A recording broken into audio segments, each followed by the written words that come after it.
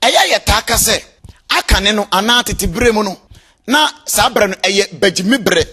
nanso odofo sabre no pa ye kase eye bagimibre odofo bagi atum se na eye den se oba onya wo yere no ubehu na degem se bia obesi oba na nufuguo ana bia ne sere hoguo ana ebia na hwene eguo ana oba satade a na degem nyina guo na edin se sabre no ubehu sa ne mo no adenti na ye kase ene ye wo 21st century ene ye wo modern world ene eye anibuebre ye wo computer age aden ne anka ye anibuebre mumu no ene ubesi oba na ne nufu hoguo ene ubesi oba na ne sire mu nyina gu ho ene ubesi oba na deja mu nyina egu adenti na sanyo mani nyina ene ekoso efrehi ene ba wiase eden so no nyankopon asem ekafa sanyo ma no ho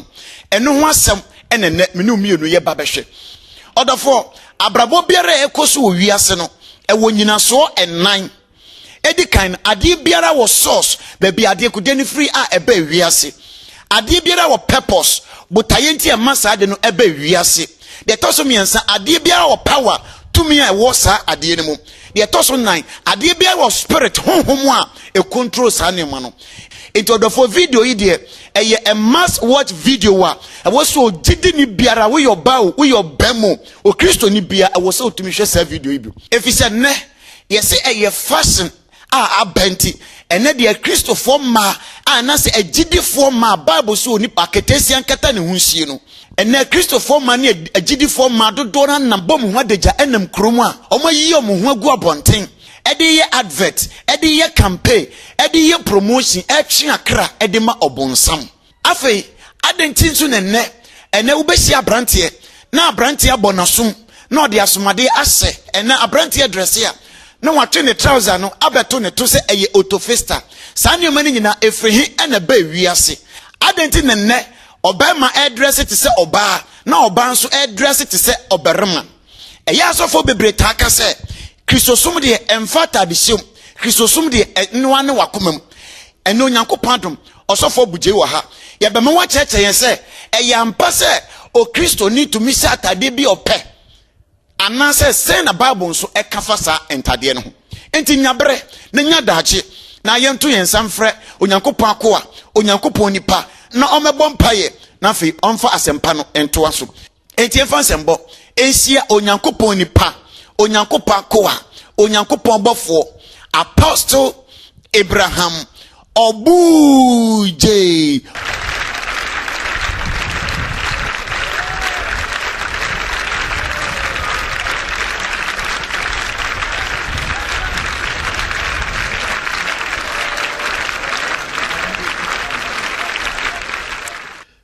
ya bada wrade asese sabre ya da so tiaso ni dim odofo sabre wo hwame ewo video isu awrade Yesu Kristo de na dum bi ahyeme mu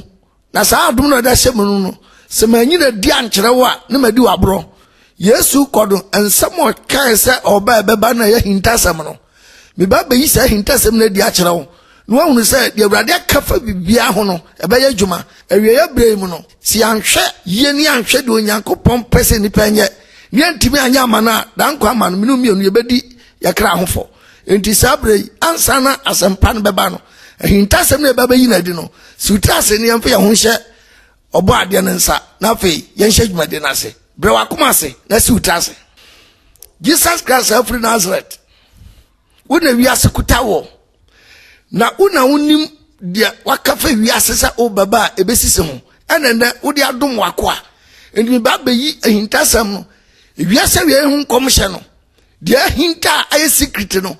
awa fam so se Japan na di no me kosoma so se yimi dipedua fasi nchan na ma hu konkrom emu adwuma na de befimi mu a ebeko bia no agya se de open no masam ne nkoye na wo bia no obetasam no watimi adan na free ne bone a oye nyina ho na opi wonu manyamu a okra bia anya yiraba ndi sabre yakoso asraw no amo ahoden no hu konkrom no utumi ni ugya no adiasem yachi na ba bia asem beduru bia no anso aba na nsakra dom mpempem se de Peter twa akra mpem yansa se odin konkrom no nyam dakro no wama awie payesa wo odin mu wadum nti amen.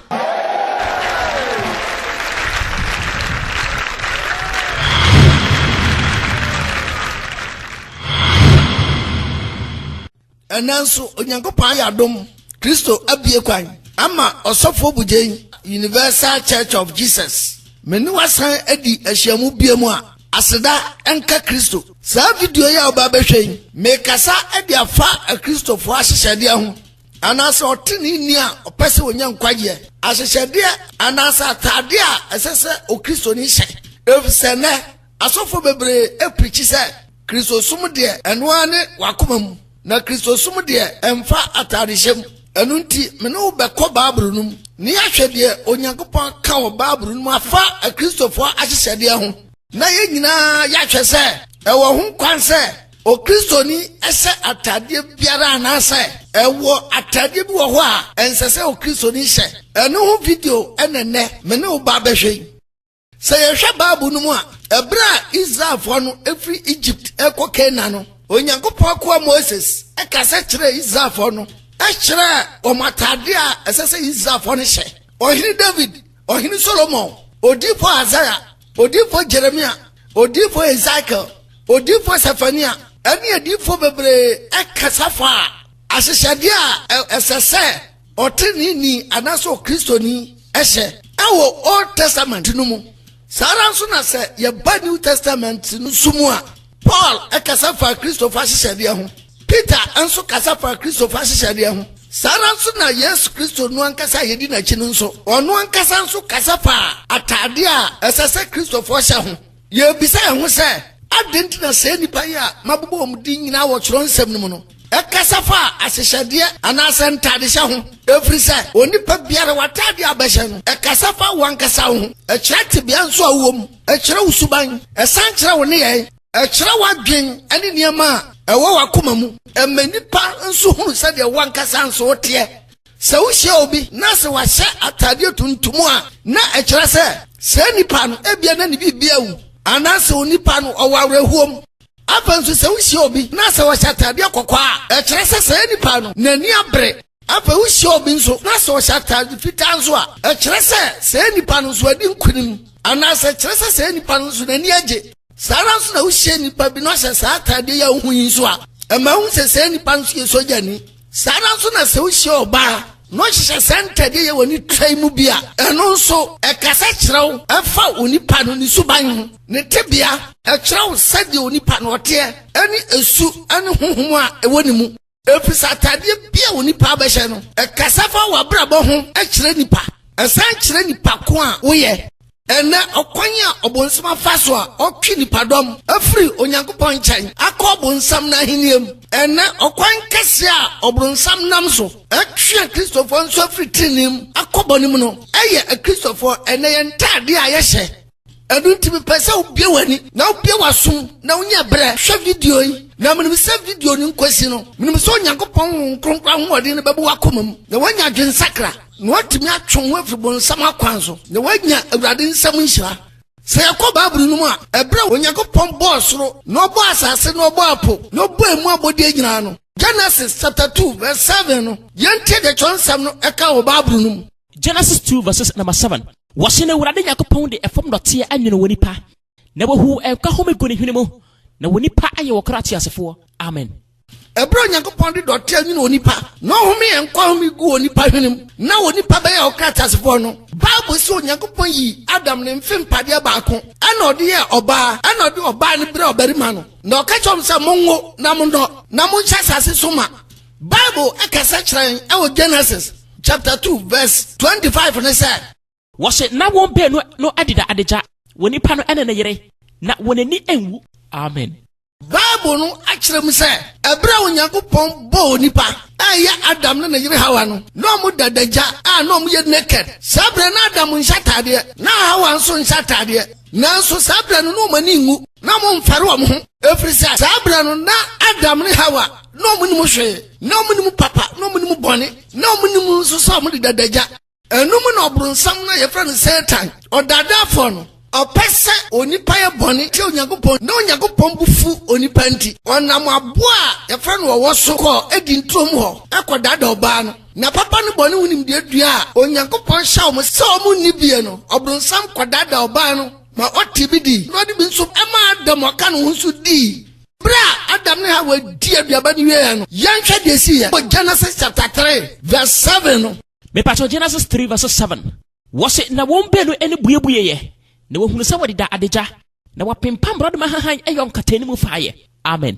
Wahu se bra Adam ne Hawa omunye ni sa aduaba no. Na omunim papa, na omunim bone, na omunim moye. Enti na omunim nso se omu dadaja. Na so bra omkodi aduaba no. Na omuhunu papa hunu bone no. Omani bue. Na ho no omuhu se omu de dadaja.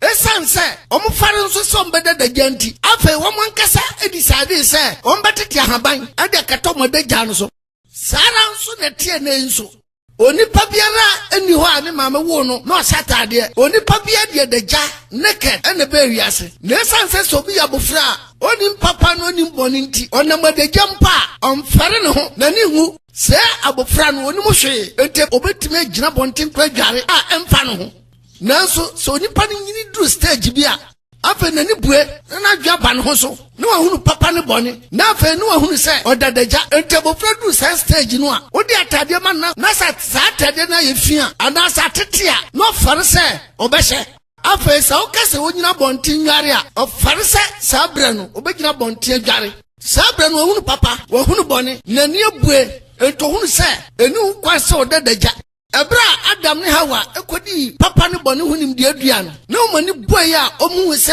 omu dadaja no Onyankopon kan e wo Genesis chapter 3 verse 22 ne se wose ne wurade Yakopon eka se hwe woni pa no ayese yemu baako ehunu papa ene bone.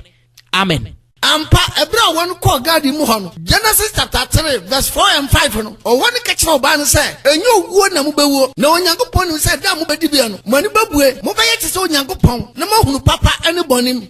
Ampa Adam ne yire atie duaban bidi ya no o mani no bue na mo hunu papa ehunu bone na afa wo mankasa hu se efiri sa bra na se o mo kata o madaja no so na se hwe Bible mu nso a enipa Onyankopon yi ne ho kire wo mu nyina obi aka se ebra ohun Nyankopon no Onyankopon shatade Azaya aka se ohun Nyankopon no Onyankopon shatade Daniel nso ka se ebra ohun Nyankopon no Onyankopon shatade Odifo Isaac nso kan se onu nso ohun Nyankopon no shatade John nso kan se ebra ohun Yesu no na Yesu Kristo nso shatade enu nti Onyankopon nyansam no esanso Onyankopon no shatade na fa onipa nso die duaba Onyankopon hya no se onni bi no enu nti na ni abua no hunu papa hunu bone ayete se Onyankopon nti na se Onyankopon so pam atade edi se wonipa enti se kan Genesis chapter 3 verse 21 a yenti de transam neka wose wurade Yakopon ayo ewoman tade ma woni pa no ene ne yere na wode hye won. Amen. enu nti Bible se Onyankopon kum odwan ana ode odwan ne ngoma no epam atade edi hye Adam ne Hawa na Bible di adanse se atade hye Onyankopon na opam atade edi hye Adam ene ne yire Hawa enu nso ntina onipa bia du bra na ni abue a wo hunu papa ehunu bone onipa bia du bra ofare ne ho a sabra no na ye frɛ no adolescent age sabra no na so yo barima ubawun se di minimu no ahyase ye kese afa ubawun se no kokon so ahyase etre afa na ni baabia nso afrase efufunwi e kire se sabra no wadu ni mrantiem so ni panu so yo ba nso a ubawun se ni nufu nso ahyase abobo na ne sre ene ne to ahyase enso ya kese afa no ahyase ehuni mojanim bosumi bia afa nso na tinka ane akono ahyase aboni panu sabra no na yempani fokase abofra no wabeye akatasia na katasia no na asechira ne se efri sabra no kono kata wadaja no susie efri sabotaya ebo Onyankopon pam atade ema onipa Adam ane ne yire Hawa no ane se omumfa sa atade no enkata omadaja so nanso ne ye hwa de ne yehunu edaja Onyankopon se onipa nkata daja no so no enade enu na mrantie ne mabawa ebiebie edaja iso di kiren enu fo Onyankopon boy se oban shatade mfankata so no enu na isanse ne obronsam freni pani nti ema bebre ayom nu fuagu abonte de to mrantie sintidua ade atwekra ema obronsam enade obebesi adrese a no ahye de gena furumu enu na ya ase nyina na gu ho akatasia onkata no hunsie no enade emadodo na no anam kromu a omahwene enu pint enu sisi achi nyina na gu abonten a Christopher Ma, you're from a GD4, and then Obronsama from Nomua, Womanam Croma, almost when you go on team. As from Nanuzo, there's answer I saw for the Donor Jano Cranica, and didn't have that, and your bunny church, and then there, you preach church as ornamenty, a Christopher Brefree Christo Quanoso, I could do a Brunsamachi. Namen Pabon said, on Yanko Pono, I didn't know who had dear mammy or so for Abugei. Nini say him Tassam Yadi, and Pancher Yaseno, Minim say. Onam sa sempeso na ne honhom kronkron tumeno ebebo gura oni pabiara sabre won hwe sa video yi mu obenya nimde asanya nyankopon ho soro anya nyankopon ho nso nyansa no watimi atwe ne ho afuri sa obronsam akwan so enuanum amutiam sabre me pese o Kristo ni bia hunu se ebra onyankopon de odwanwoma apam atade sa Adam na yire no ewo edi ntrom ho no esanse so se do Nyankopon bo Adam na eso se do Nyankopon bo Hawa nti eso atade Onyankopon pam she Adam na oye barima no ana eso atade nso a Onyankopon pam she Hawa na oye oba no enti eso be ma hyehyede ana eso oba nso hyehyede because we have Bible no a Deuteronomy chapter 22 verse 5 no yentie Deuteronomy 22:5 wase oba ehye barima de no barima nso mfra oba ntoma efri se one hour ye nyina ye wurade Onyankopon echiwade amen sababu kaso ban shebe madia echiremu pefe se ansonso da atade a obarima se eni atade a ewase oba hye ntem entia so be matade ana so oba nso atade anasa na hyehyede me pese esua ade kakra wa ha ye nyina nim se trousers ayo obarima atade nika ayo obarima atade boxer shorts ayo obarima atade obi anso nim se brazier ayo oba afade anasa oba hyehyede skirt ayo oba hyehyede blouse nso ayo oba atade na hyehyede slit kaba obi anim se santade ayo ma afade anu ti so ko hye barima bi na so hye skirt and blouse na so oboduku a obekese se barima no abodam anasa sabi na dwiri nya dwuma ene na mi bisa se so ba nso hye dika anasa oba nso hye trousers a no no so ayede me samba bisa se eban se nenne ewiase nyinara agyatum se obatimi so be matade obatimi se trouser obatimi se nika adenti na Christopher say yo oba nika ene oba trousers efi oba dia no ne flap no wo nifa ene no so for Abugei minsumi bisa se oba nika ho no oba trousers wo ho a efi se eno no wo se ne flap no e wo nifa dia ene munchem oba ma brazier na munchem oba ma skirt na no so munchem ba bia ne flap ana ne bottom so no so esie me pesa me kire Christopher ni wiasefo nyina se ayobronsam adwen ayobronsam na da kwan a awieye brei onam so epromoto dwamamo ayobronsam kwan kase a onam so atwe Christopher makosa yem na enhranka Onyankopon se ena waye wadom sehwe se video yi na tene nkwaja semi na wonso watime anya dwen sakra na wani atime ada ho na hu obronsam akwan a odi wiase nam so na wankodi bronsam achi ani wiase no machi na nkwaje amaw afa me pese ba bia yadui obi a wotwa video isa bia bia no bia wani pa na hwe de me ba be ya kire wo ye na wati be huru Nyankopon asem ye so Nyankopon bo be ma different na so bo ba different so dia ene na Christopher ye be bi se ho se eye den oba eye ne ho so barima no barima so ye ne ho se oba enam dia be nso ena oba kwese be matade na ne oba ma so hye ne ho se oba efri ene be wiase enu ni secret ya ene Onyankopon se ene osofo Abugei minyi nadi enkire wiase amanyina efri sadie bi wo wiase ene abrabo biara ekoso wiase bia no ewo source no ye baby a ade no free buy ade biara purpose but aya etiama sa ade no ebe wiase ade bia nso spirit anasa sunsum a etaisa ene manachi edi me pesa you asum na uties asem ye pa say you can get Genesis chapter 13 verse 13 na Genesis chapter 13 verses number 13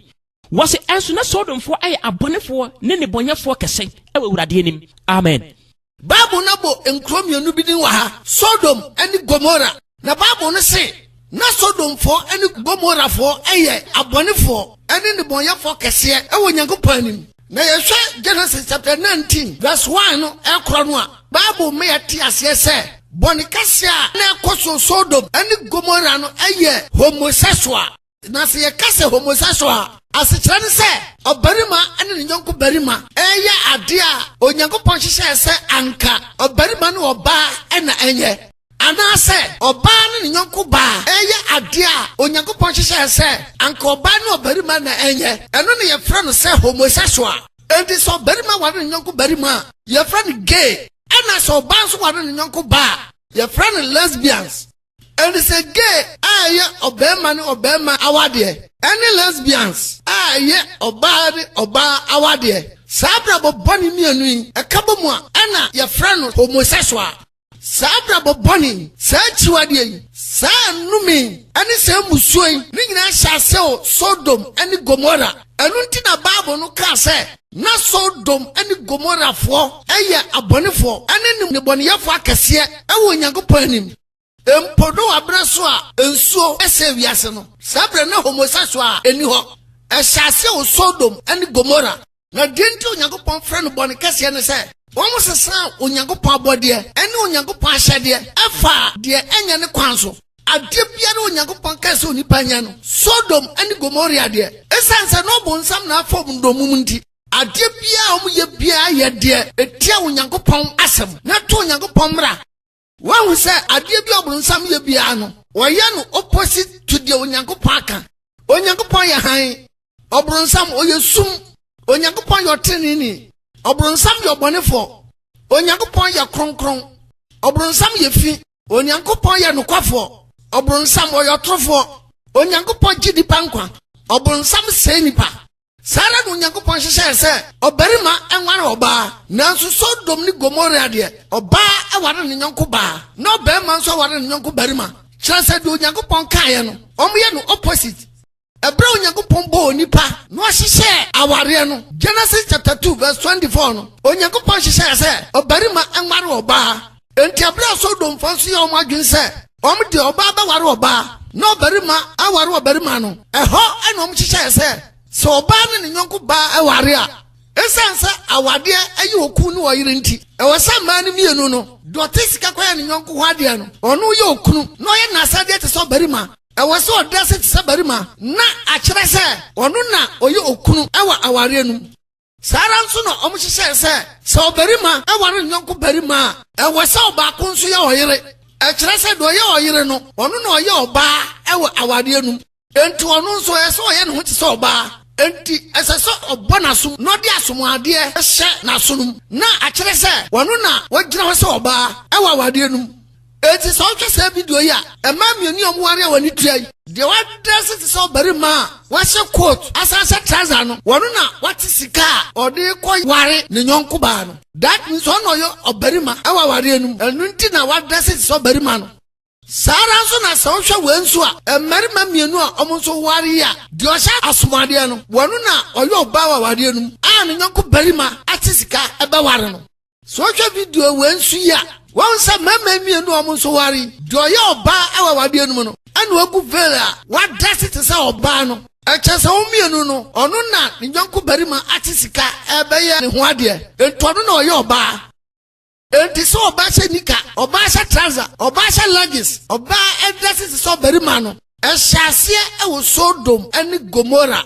afanso so barima nso bonasum ade asum kawa ahye no ehyaase ewo Sodom ene Gomorrah enti so oba hye barima de a eye echiwade eye bonikase eye nome eye muso eye homosexual practices a start ewo Sodom and Gomorrah. Sa abrantan so bonasum ade asumde sha eno nso eyabusude eyachiwade eyanome eyamuso homosexual practices a start wo Sodom and Gomorrah enti se na aya fashion amawiase nyina gyatum se obanhye be matade obanhye nika obanhye trouser obanhye leggings no be man so bonasum emfa sumade enhye na sumu a enye latest enye modern enye ade afa na bawiase eye homosexual practices eye ade a ehye o Sodom and Gomorrah makachira wo se ade bia won source enti ehye o Sodom and Gomorrah ade bia o purpose dientia ema Sodom and Gomorrah omo yese oban hye bema atade no bema nso mona som emfa som kawa enhye no ene se omo de promote homosexual awade enu na ema onyankopon so bufu ya oto eja no sofe ukro no so ahyi kro no ne ye kasa ade boni panyina akokọ etu nipa fo se obi antwe ho emfri se Sodom and Gomorrah practicals no ho enti o Kristo ni se ogitum se homosexual anye de a ane se oban so se be matade a enu so anye obema so bana sum de asum ka hye na sum a enu so anye Afesa me toaso a yenhwa de onyankopon ani Abraham ya pam se anam Abraham so be hyira wiase nyina na esanse onyankopon nye nipa no adi atro no hye boy odiso ni nti no ebra onyankopon fra Abraham no Abraham ewu Isaac ewu Jacob ana obofo be hyira no esesa ne din eye no Israel na esanse onyankopon do Abraham nti odo Abraham asefo a eye Israel fo no esanse no nyankopon empesom be achiwade a Sodom and Gomorrah eye ni bienti no ebram free Egypt a omukọ Canaan no onyankopon ka kire Moses awo Leviticus chapter 20 verse 13 no say Israel ni berima ana Israel ni babiara obe practice homosexual ni bibia no nyankopon be kuno na ni moja gu ono nka certificate chance ompese Israel fon be Sodom fo ni Gomorrah fo bra ni bi ana fa atade sha no nso Deuteronomy 22 verse 5 no onyankopon ka kire Moses say omo Israel fo no kokose ma oba enhye be ma atade no be ma nso enhye ne ho te se oba efri so omo yesa ne ma ne ye onyankopon achiwade to onyankopon bo Israel fo no kokko se mo bia enye sa achiwade ne bi enti emuda ho pefe achinye bie ni ho se o Kristo ni ba enhye nika o Kristo ni ba enhye trousers o Kristo ni ba manso ni ho kwan se o babone na som ade asom ade ahye na som eye chiwade wo nyankopon anim nanso ende wiase nyina agiatom se eye fashion aba wiase enti obia eye bi na Kristofo mumiemisi ho se ye som Kristo anase ye di fashion achi ye do nyankopon anase ye di ewiase no machi Bible say no wiase anando me wo wiase efrise so bi do ewiase a na agya ne do no eninimu ewiase so ne nakono no etwam esanso onyankopon pese ne makra bayira nti ana onyankopon ebo Kristofo kokose bia ntwe no mfi se achiwade ho efrise se do bonsam nam na adaaso akodada oba no ama omoye bonti onyankopon no no sanam na adaaso ema Sodom ani Gomorrah fo eye bonti onyankopon no onyankopon hye wo mase no sara nso na wie ebrenzo onam se na ada kwan so enam ne nkrofo bia from fashion designers so ade san yoman ensan abewiase biom the purpose and an botai ne say or the promote homosexual or the promote domamo onam so ye Abraham and the twa kra do ma kosayem said tete no ye no sara nso na enanso oguso oye ente Christopher mumi ye nte nyewu sesa nyama ni nyina no emfiri nyankopon efro bronsam odi ehwe sa atade ya friend see through no kire say eye very transparent say emu ye na emu ye prayer kire say hwemu a hun oba ne na dagya nyina ana kwada eto nyum say wo shatade nso wo shatade no mesi eye brunsam tumi a awie Abraham onam so atwe Kristofo afri nyankopon asam ho enu nti no nyankopon bo ne makokọ awo Deuteronomy chapter 7 verse 26 we kron Deuteronomy chapter 7 verse number 26 was na emfa echiwade enko fie na wanye busodi ase no manenya otan nechi frisa ye busodi amen onyankopon se emfa sa echiwade bi enko fie akire se o Kristo ni ba entisika enkoto saade we bi mfa enko fie na emma sa echiwade we bi kura enko fie unso menya otan nechi efrise aya busodi na Kristofo mi so mo se aya de pa ana se fi nyankopon so a anka onyankopon beka se memfa nkofie hu amenya otan na chi ana dabi emfiri onyankopon efra bronsam onam so edi twi nipa kwasayem ete Kristofo momomani ente mese ade bia wo source ba bia ade ni firi ba wiase ade bia so o purpose a ma ni ba wiase ade bia so o power and spirit a edi akire wo de me example kakra kire Hebrews chapter 11 verse 3 no Bible no kire say ade bia oni badi nani hu wo wiase no efiri nioma enadim ena ebe wiase enti bra onyankopon bobo wiase no na asase na ni ho Genesis chapter 1 to 5 no onyankopon fra asase efiri nsuom according to 2 Peter chapter 3 verse 5 okro no asase efiri nsuom na bai Isaiah chapter 45 verse 18 no eno nso kire se wo se na se Awurade obosoro na wonyiro asase na woyo enuma nyina hye nie wase wonu onyankopon wonu ena odi si ho wamani hunu na wonyiro no se wontena so wo se me ne Awurade na obia eni ho biom amen. Purpose wa ebe onyankopon de bo asase ene se obo se nipa ena emeta so na se yehwe nnua ene moadom ahodo yehwe pubum pata ahodo ade biara onyankopon bo asase so bia no Bible se onyankopon ka se emra ene bai yebise hu se efiri hi na bai na obabi ansa no onyankopon efra ma na abasase so sara na ntade hu asem a osofo bugemi kan so sana no so te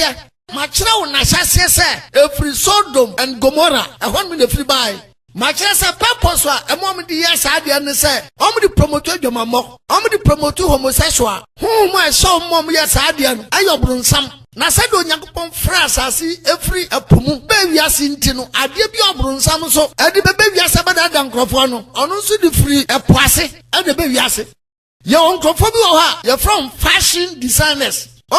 a design and tadia and ye be wiase nyina omune design no omde be wiase na esan so omudu do no aye agent emobronsam no omu promote obronsam nyumanti and tadia omu design be wiase this time na ye and tadia bia eninsa atadia wo sha onufu hu gu ho atadia wo sha osira hu gu ho atadia sa wo yoba na sa wo sha ebem wada jam agu ho ama obarima bi obehia wo no obetwa nani ahwa entade abema wa look sexy tade abema wa ye attractive abema mema pew omu design center ya no mo ye ho fashion show na omu asan ye na advert e wo TV so any newspapers ansa na omu de abegu market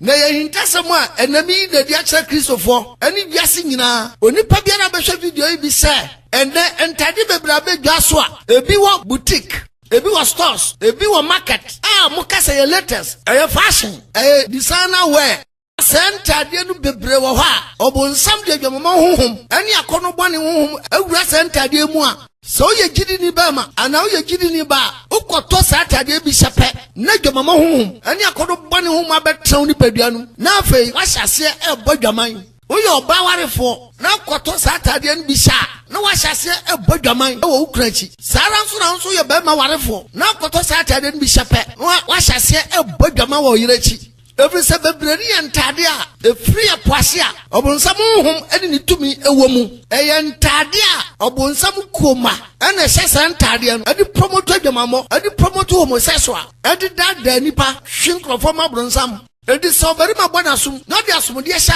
aya shanso de odi ashan ho nso edi ye homosexual ho advert eye campaign ma bronsam ana so ba shanika ana wa trouser show your stomach show your breast mini skirt leggings a push kalenke one hand bare back matric Jesus so ba sha center de wenu a eye advert campaign ana ho ye de ma bronsam wo de watie se ya to atade bi din matric Jesus na bai wetimi akota tade a yato ne din sa matric Jesus na ehye no de nam krom de akoso na trick Jesus Yesu onam kwaso ba oba bato wo fam a na oba timi akota tade a yato ne din sa accident na ehye no de nam krom na sa tade we kura hyaw na sa okofro ka sa wankasa accident na otwetwa ma wa ho muso pa na otwetwa ma ho no nene oba sha tade a na hwene ane ne pant ne sisi achi nyina na gu abonten wo ka chense sister yo ho yie na wa hwene ne o pant egu abonten a o se I am aware yes onu ankasa no wo ya aware dada onu ankasa seda ane wa sha sa tade no ama ne pant ane na hwene nyina tete ho no obonsam no wabɔ ne pa enti o de ye adwuma ho advert ane campaign ade atwakra ma bronsam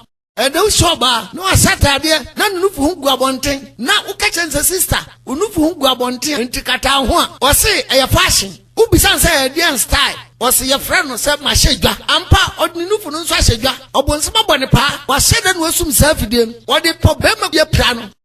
ena obatim shenika na chekere no na onam na no to hu nyina gu abonten se de wo hwe na se wo hya na ka kire no se bi nua ba twatade ne katawachi na hu gu ha o se e fashion ubisa se ye friend say o se ye friend no mabie boot Obiara nso nim sɛ saka bi ebie butu dia na ɛyɛ nneɛma na ɔbɛsesa kogum. Enti so ba nso nam na so obie butu dia na kyerɛ sɛ ɔde yɛ adwumamɔ promotion ade apamarima. Enti Kofi Boakye nyane cap ɛpan, Yasomadu nyane cap ɛpan, Kofi Frimpong nyane cap ɛpan, Kwame Mensah so nyane cap ɛpan. Enti oba ɔte sɛ no spare pass nyina hodo wa cross thread botu bi amfa ne ho marima bebree. Oba ɔte sɛ no Bible kan ho asam Hosea chapter 5 verse 4 no. Hosea chapter 5 verses number 4. Wase wonne yoy emma won sane ma won Nyankopɔn nkyɛn na adwamɛmɔ honhom ɛwɔ wɔn mu na wonni mewurade. Amen. Ɛyɛ mpa nso sɛ nye adwumamɔ honhom na ti ne mu ɛna ɔyɛ adwumamɔ ho promotion anka ɔba betumi adresse ayi no to ho agu abɔnte ana anka ɔba betumi adresse ayi no fu agu abɔnte ana anka ɔba betumi adresse agya no honam agu abɔnte sɛ ɛmɛɛmɛ nhwɛ ana ɛyɛ adwumamɔ ho promotion na ɔyɛ. And that's why about me top material to me come tell any and I seamstress. No apam the 10 times in an ass. No ya Sankata say, oh Pamwa ya pie home, a bessie me twice. A tonama, and a snow who never go bonting. Who be son say when I star bear or say your friend say, my beer border. Obi anso say, Ghana ni tobo border so, see a beer, and ni panic cars, and a chufum. It is about Pamata, then also a beer border. What being a border at the year a Jomamo promotion. Not just a member chum from, and it's a bansa just a wanka, no do a cheat. Mese, o baby catch him so for. Me de so bema be some pe, nasa mam penia. Na yam said my body timodino. Intimate yourself or bed me biara or some peno, me penemano. Why would Jimmy and Obron so many be Jimmy? Just on no dear on nam and audacious. And not there, Sonam Chroma, a man, the one shenicano, no shall trousers, the one shall trousers, no shall luggage, the one shall luggage, no shall skinny, the one shall skinny, no, then no for whom go bonting, then no for whom soon go bonting, no such at Tadena Chicano. I'm on a panty, I draw when they said, who video is said your very maybe obession be a better than your hand. And then because of fashion, Obia person was shut there, Obi Shebida. No, no more than one work I said. Sasta way, Minam de buy, and as I said, design way no. Minam Dick and Shebu Chroma and I said, Bonuiso. Shasa or Babesia Diashan Agum said, or person was chef panting quad of a crum. Not one number very much channel.